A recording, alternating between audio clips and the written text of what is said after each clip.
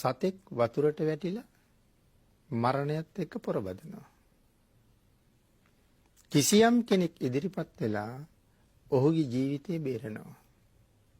පින්නතනි මිනිස්සු වේවා, තිරිසන්නු වේවා අපි හැමෝම ජීවිතයට තමයි කැමති. ජීවත් වෙන්න තමයි කැමති. ඒ නිසා තමයි ගොඩ යන්න දඟලන්නේ. ඉතින් එහෙම කෙනෙකුගේ ජීවිතේ බේරලා දෙනවා කියන එක සංසාරේ මට කොයිතරම් ලොකු ලාභයක්ද? මේ ජීවිතේ වේවා, පෙර ජීවිතයක වේවා මම අතින් සිද්ධ වුණ යම්කිසි ප්‍රාණඝාත අකුසල කර්මයක් නිසා මටත් මරණයට හේතු එළඹිලා තියෙන්න පුළුවන්. දැන හෝ නොදැන.